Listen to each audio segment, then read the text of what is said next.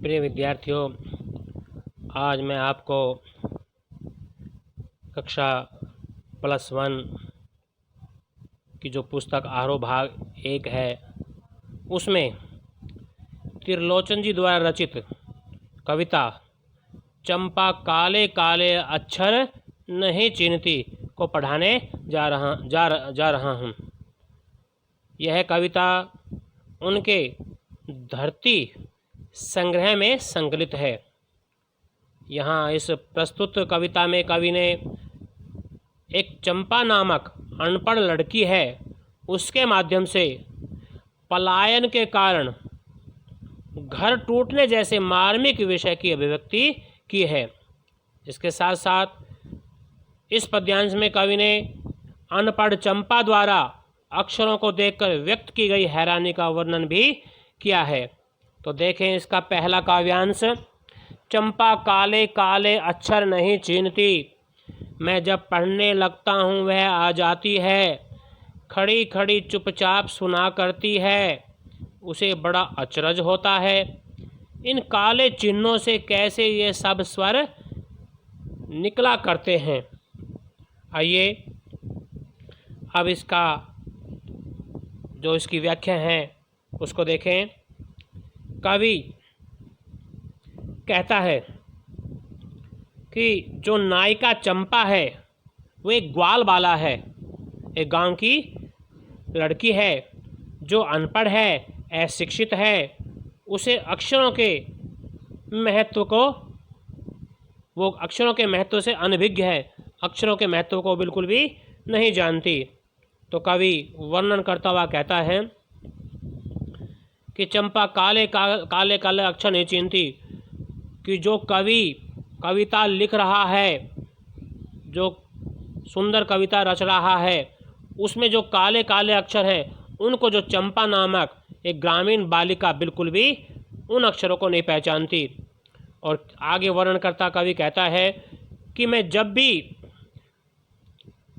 पुस्तक लेकर पढ़ने लगता हूँ, जब भी कुछ पुस्तक लेकर पढ़ने लगता हूँ तो चंपा वहाँ आ जाती है और क्या करती है वो कि वह चुपचाप खड़ी होकर मेरे द्वारा बोले जा रहे अक्षरों को सुनने लगती है कि मैं क्या बोल रहा हूँ, मैं क्या पढ़ रहा हूँ, मैं क्या गुनगुना रहा हूँ।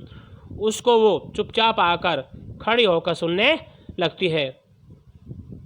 उसे इस बात की बड़ी हैरानी होती है, उसे इस बात का बड़ा आश्चर्य होता है कि आखिर इन काले काले निशानों में, जो ये काले काले निशान हैं, इनमें कवि के द्वारा बोले जाने वाली जो ध्वनियाँ वो कैसे निकला करती है, कैसे निकल आती है।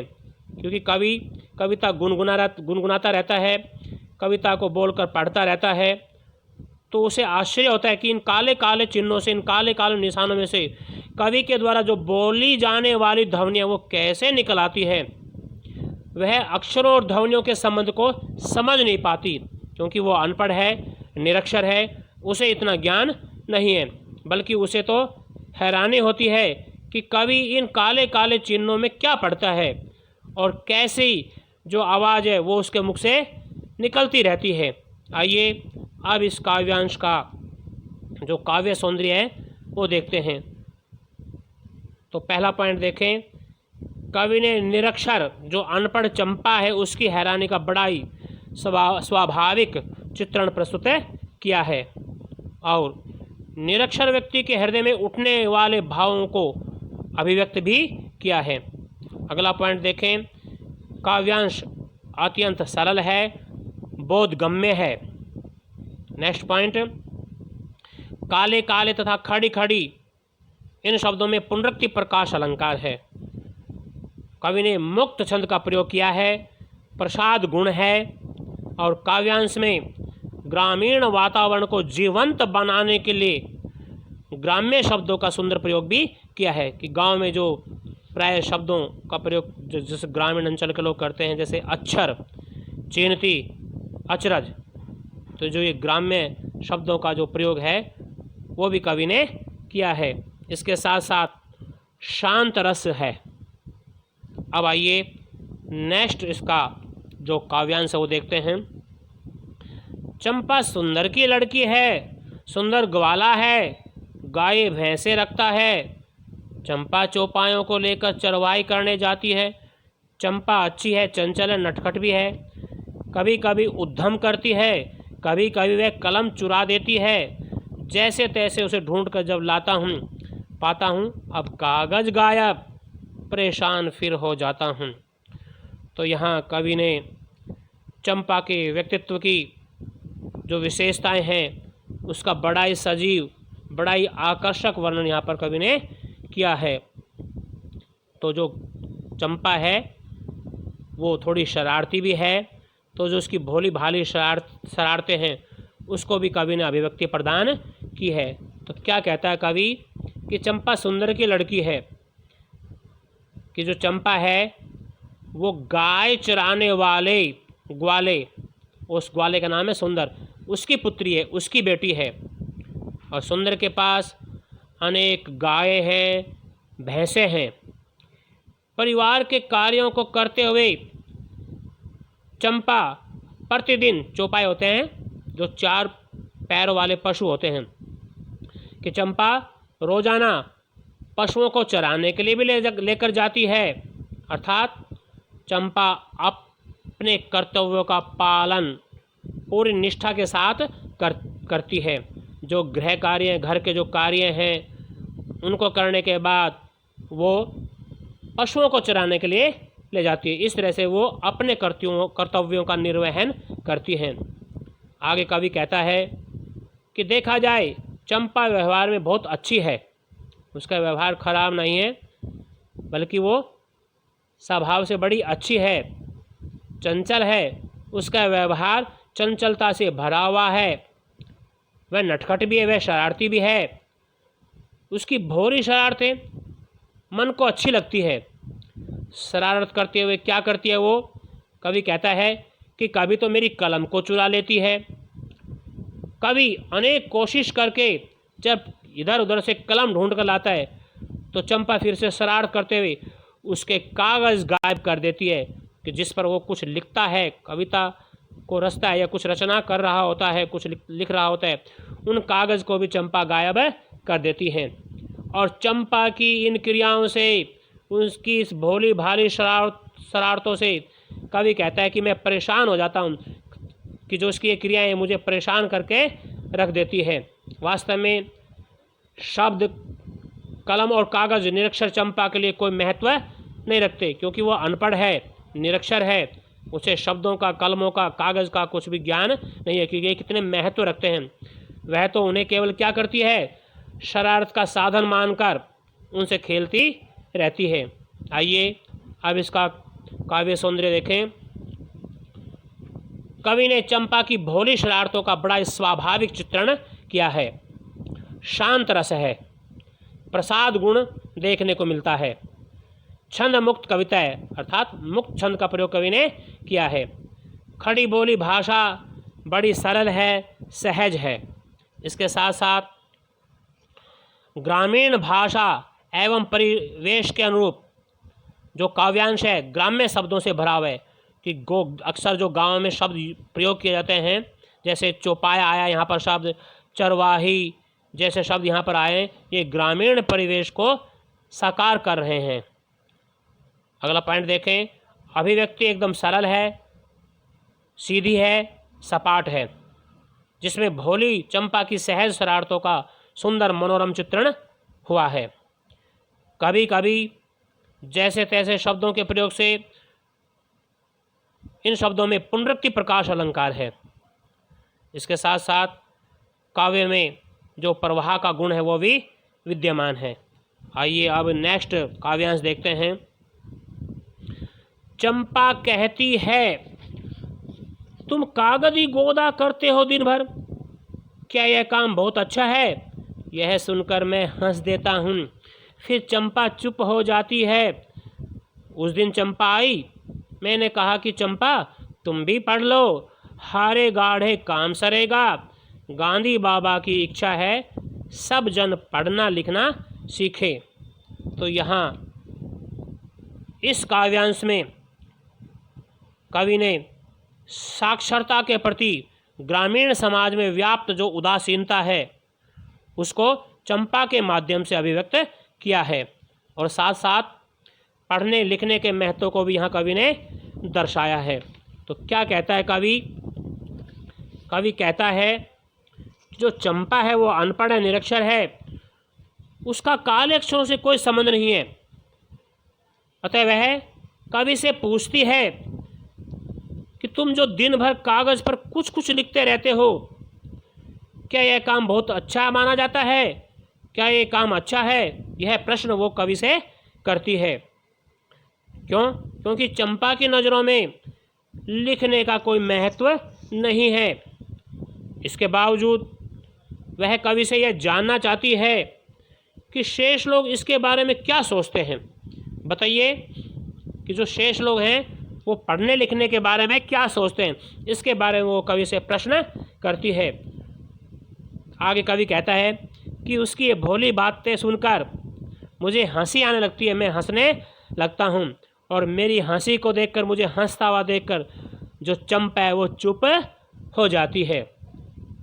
आगे कवि वर्णन करता हुआ कहता है कि एक दिन चंपा के आने पर कवि ने उससे कहा कि हे चंपा, तुम भी पढ़ना लिखना सीख लो, इससे मुसीबत के समय में तुम्हें बहुत सहायता मिलेगी। जो पढ़ना लिखना ये तुम्हारे बड़े काम आएगा, तुम्हें बड़ी ही सहायता मिलेगी, क्योंकि पढ़ाई लिखाई का बहुत महत्व है। तुम भी पढ़ना लिखना सीख लो, क्योंकि मुसीबत के समय जब कब मुसीबत पड़ी तुम्हारे ऊपर तो ये पढ़ाई, ये लिखाई, ये शिक्षा तुम्हारे बहुत काम आएगी। और कवि आगे वर्णन करता हुआ कहता है, महात्मा गांधी जी की भी यही इच्छा है कि सभी व्यक्ति, सभी जनमन व्यक्ति, सभी व्यक्ति पढ़ना लिखना सीखें। कवि के इस आग्रह का उत्तर देते हुए, क्योंकि कवि चंपा से आग्रह करता है कि पढ़ना लिखना सीख लो, गांधी बाबा भी चाहते थे कि भारत का प्रत्येक नागरिक पढ़ना लिखना सीखे। तो इस आग्रह का उत्तर देते हुए चंपा कहती है कि अभी तक तो तुम कहते थे कि गांधी जी बहुत अच्छे हैं, यदि वे अच्छे हैं तो बताइए फिर लिखने पढ़ने की बात क्यों कहते हैं? क्योंकि जो अच्छा व्यक्ति होता है वो लिखने पढ़ने की बात नहीं करता। मैं तो उनके कहने के बाद भी नहीं पढ़ूंगी। चंपा महात्मा गांधी की अच्छाई या बुराई का मापदंड पढ़ने की सीख से लेती है और न पढ़ने का निश्चय दोहराती है। उसे कोई सीख नहीं मिलती। महात्मा गांधी जो पढ़ने की बात कहते हैं, न उससे कोई सीख लेती है, न कोई शिक्षा ग्रहण करती है, और न पढ़ने का निश्चय दोहराती है। अर्थात उसकी नज़र में पढ़ाई लिखाई का कोई महत्व नहीं है, वो तो पढ़ाई लिखाई को बेकार मानती है। आइए अब इसका काव्य सौंदर्य देखें। पहला पॉइंट देखें, निरक्षर व्यक्ति, अनपढ़ व्यक्ति की मनोदशा का सुंदर चित्रण यहाँ पर हुआ है। शिक्षा के प्रति लोगों के मन में उपेक्षा के भाव को यहाँ स्पष्ट किया गया है, क्योंकि चंपा की दृष्टि में, उसकी नज़र में शिक्षा के प्रति उपेक्षा का भाव है, वो इसको अच्छा नहीं मानती, इसलिए उपेक्षा के भाव को यहाँ कवि ने स्पष्ट किया है। मुक्त छंद है, संवाद शैली का प्रयोग भी कवि ने किया है, क्योंकि यहाँ पर चंपा और कवि के बीच में जो संवाद चल रहा है, जो डायलॉग बाजी चल रही है, उसका वर्णन इसलिए संवाद शैली का प्रयोग हुआ है। देशज, शब्दावली युक्त सरल एवं सहज खड़ी बोली का प्रयोग कवि ने किया है। कागद गोदना में चंपा की जो खीज है वो यहाँ पर मुखर हो उठी है। चंपा चुप, चैवर्ण की आवर्ती, पढ़ना लिखना अंत में ना आया है, तो यहाँ पर अनुप्रास अलंकार की छटा दर्शनीय है। और चंपा के द्वारा प्रश्न पूछे जाने के क्रम में प्रश्न अलंकार की प्रतीति होती है, अर्थात यहाँ पर प्रश्न अलंकार भी है। इसके साथ साथ प्रसाद गुण है, और जो खड़ी बोली है वो बड़ी सहज है, बड़ी सरल है। और कवि ने यहाँ पर चंपा को पढ़ने लिखने की सलाह भी दी है, क्योंकि जो शिक्षा है, पढ़ाई लिखाई वो मुसीबत के समय बड़े काम आती है। तो चंपा को पढ़ने लिखने की जो सलाह, जो सीख है, वो कवि ने यहाँ पर दी है। आइए अब नेक्स्ट काव्यांश देखते हैं। मैंने कहा कि चंपा पढ़ लेना अच्छा है, ब्याह तुम्हारा होगा, तुम गौने जाओगी, कुछ दिन बालम संग साथ रह चला जाएगा जब कलकत्ता, बड़ी दूर है वह कलकत्ता, कैसे उसे संदेशा दोगी, कैसे उसके पत्र पढ़ोगी? चंपा, पढ़ लेना अच्छा है। तो यहाँ इस काव्यांश में कवि ने चंपा को शिक्षित होने के महत्व को स्पष्ट किया है कि शिक्षा ग्रहण करना, पढ़ना लिखना बहुत अच्छा है, बहुत काम की बात है। तो कवि यहाँ चंपा को शिक्षित रहने की सलाह दे रहा है, शिक्षा के महत्व को यहाँ कवि स्पष्ट कर रहा है। तो क्या कहता है कवि?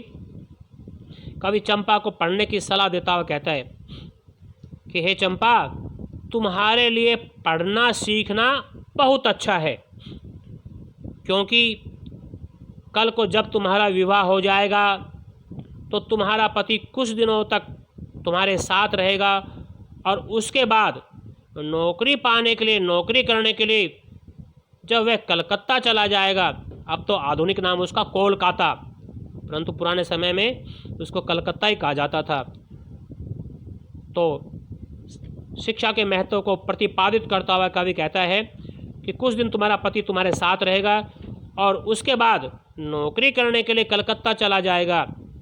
और सुनो चंपा, कलकत्ता कोई नज़दीक नहीं है, कलकत्ता यहाँ से बहुत दूर है। ऐसी स्थिति में तुम उसे बिना पढ़े लिखे किस तरह संदेश भेज पाओगी? किस तरह उसके पास जो संदेश है अपने मन के भावों को, विचारों को पहुँचा पाओगी? और उसके द्वारा भेजा गया पत्र भला तुम कैसे पढ़ पाओगी? ऐसा प्रश्न कवि चंपा से करता है। अपने पति को संदेश भेजने और उसका संदेश या पत्र पढ़ने के लिए तुम्हें पढ़ना बहुत ही ज़रूरी है। तुम्हें पढ़ना अवश्य सीख लेना चाहिए, क्योंकि ये पढ़ना लिखना बहुत ही काम की चीज़ है। ऐसी सलाह कवि चंपा को देता है। आइए अब इसका काव्य सौंदर्य देखें। तो यहाँ कवि ने इस काव्यांश में गांव की अशिक्षित लड़की की मानसिकता को ध्यान में रखकर शिक्षा के महत्व को एक विशेष तरीके से दर्शाया है। इसमें गांव से शहरों की ओर होने वाली जो पलायन की प्रवृत्ति है, पलायन काम की तलाश में अपनी जगह को छोड़कर दूसरे स्थानों पर चले जाना, अर्थात गांव को छोड़कर शहर में चला जाना, ये पलायन की प्रवृत्ति कहलाती है। उसको कवि ने उभारा है और ग्रामीण जीवन का सहज, स्वाभाविक एवं जीवंत चित्रण यहाँ कवि ने प्रस्तुत किया है। कवि ने प्रणय प्रसंग उठाकर नायिका से पढ़ाई के महत्व को स्पष्ट करने की सफल कोशिश भी की है, सफल प्रयास भी यहाँ किया है। ब्याह, गौना, बालम, संदेशा जैसे ग्रामीण शब्दों का प्रयोग करके ग्रामीण परिवेश जीवंत बन गया। यहाँ पर कवि का बिंब साकार हो उठा है। संग साथ में सवर्ण की आवर्ती, इसलिए अनुप्रास अलंकार है। कवि द्वारा चंपा को समझाने के क्रम में प्रश्न अलंकार का सुंदर प्रयोग किया गया, अर्थात यहाँ पर इस काव्यांश में प्रश्न अलंकार भी है। इसके साथ साथ देखें, शांत रस है, काव्यांश में प्रसाद गुण विद्यमान है, संवाद शैली है। कवि ने चंपा को पढ़ने लिखने का महत्व समझाया है। इसके साथ साथ क्षेत्रीय शब्दों से युक्त खड़ी भाषा, अर्थात खड़ी बोली भाषा का प्रयोग कवि ने किया है। अब इसका अंतिम पद्यांश देखें। चंपा बोली तुम कितने झूठे हो, देखा हाय राम तुम पढ़ लिख कर इतने झूठे हो। मैं तो ब्याह कभी न करूँगी, और कहीं जो ब्याह हो गया तो मैं अपने बालम को संग साथ रखूँगी, कलकत्ता में कभी न जाने दूंगी, कलकत्ते पर बजर गिरे। तो यहाँ इस अंतिम काव्यांश में चंपा ने पढ़ना लिखना सीखने की अपेक्षा कलकत्ता के विनाश की कामना की है। वो पढ़ने लिखने को इतना महत्व नहीं देती, बल्कि वो चाहती है कि कलकत्ता ही नष्ट हो जाए, कलकत्ता का नामो निशान ही मिट जाए। इन भावों की अभिव्यक्ति कवि ने इस अंतिम काव्यांश में दी है। कवि द्वारा चंपा को पढ़ने की सलाह देने पर वह रुष्ट हो जाती है, वो नाराज़ हो जाती है और क्या कहती है कवि से कि तुम बहुत झूठ बोलते हो, तुम पढ़ लिख कर भी झूठ बोलते हो। मैंने तो समझा था कि अनपढ़ व्यक्ति ही, निरक्षर व्यक्ति झूठ बोलते हैं, परंतु तुम तो विद्वान हो, पढ़े लिखो हो और तुम इतना पढ़ लिख कर भी झूठ बोलते हो। मुझे इस बात पर विश्वास नहीं होता। और सुनो कवि जी, मैं तो कभी ब्याह नहीं करूँगी कि मैं कभी भी शादी नहीं करूँगी, विवाह में मैं करूँगी ही नहीं। दूसरे, यदि कहीं मेरी शादी भी हो गई तो मैं पति को हमेशा अपने साथ रखूँगी, उसे अपने से अलग नहीं होने दूँगी, मैं उसे दूर जाने ही नहीं दूँगी, उसे कभी कलकत्ता नहीं जाने दूँगी, मैं हमेशा उसे अपने पास ही रखूँगी। परिवारों को दूर करने वाले शहर, कलकत्ते पर वज्र गिरे अर्थात बिजली गिर जाए, कलकत्ते का नामो निशान मिट जाए, कलकत्ते का विनाश हो जाए, तो न तो कलकत्ता रहेगा और न ही मेरा पति मुझे छोड़कर वहाँ कलकत्ता जाएगा। इसलिए वो जोर देकर कहती है कि कलकत्ते का विनाश हो जाए, कलकत्ते का नामो निशान मिट जाए, क्योंकि यदि कलकत्ता नहीं रहेगा तो मेरा पति वहाँ नहीं जाएगा, मेरा जो पति वो वहाँ पलायन करके नहीं जाएगा, वो मेरे साथ ही रहेगा, परिवार बंधा रहेगा, परिवार टूटेगा नहीं। ऐसा भाव चंपा यहाँ अंतिम काव्यांश में कवि के सामने प्रस्तुत करती है। आइए अब इसका काव्य सौंदर्य देखें। तो प्रस्तुत काव्यांश में चंपा का जो भोलापन है, जो अल्लड़पन है, जो उसका जिद्दी, जो उसका हठी स्वभाव है, वो प्रकट हुआ है। वह पढ़ाई लिखाई को झूठ और चालाकी का पर्याय मानती है कि पढ़े लिखे लोग अक्सर चालाक होते हैं, झूठ बोलते हैं, तो उसका पर्याय वो मानती है। भाषा ग्रामीण परिवेश के अनुकूल अत्यंत सरल है, सीधी है, प्रभामयी है। कलकत्ता महानगरीय संस्कृति का प्रतीक है, जिसे गांवों से होते पलायन के लिए जिम्मेदार बनाया गया है कि लोग गांव छोड़ कर काम की तलाश में पैसा कमाने के लिए कलकत्ता चले जाते हैं। इसलिए कलकत्ता को पलायन के लिए यहाँ चंपा ने जिम्मेदार ठहराया है। चंपा के स्वाभाविक संवादों के कारण कविता में सजीवता आ गई है। और तुम पढ़ लिख कर इतने झूठे हो में व्यंजना शब्द शक्ति का प्रयोग हुआ है। संवाद शैली भी यहाँ पर प्रस्तुत हुई है, क्योंकि कवि और चंपा के बीच में संवाद हुआ है, इसलिए संवाद शैली का प्रयोग भी हुआ है। इसके साथ साथ कभी न करूँगी और संग साथ में अनुप्रास अलंकार की छटा दर्शनीय है। और आगे देखें, वही प्रसाद गुण है, सहज सुंदर खड़ी बोली भाषा का प्रयोग कवि ने किया है। और इस अंतिम काव्यांश में चंपा की भविष्य के प्रति जो चिंता है वो भी व्यक्त हुई है। क्यों? क्योंकि वह पति के दूर चले जाने के डर से विवाह ही नहीं करना चाहती। तो इन भावों की अभिव्यक्ति भी कवि के अंतर्मन से हुई है। और इन पंक्तियों में कवि ने पलायनवादी जो प्रवृत्ति के प्रति चंपा का जो विरोध दिखाया है, उस विरोध का उस चंपा के विरोध को भी यहाँ पर कवि ने प्रदर्शित किया है। तो बच्चों, इस तरह से मैंने ये कविता आपको पूर्ण रूप से पढ़ा दी है। इस कविता को अच्छी तरह से पढ़ना, इसकी प्रैक्टिस करना और आप अवश्य ही सब्सक्राइब करना। धन्यवाद।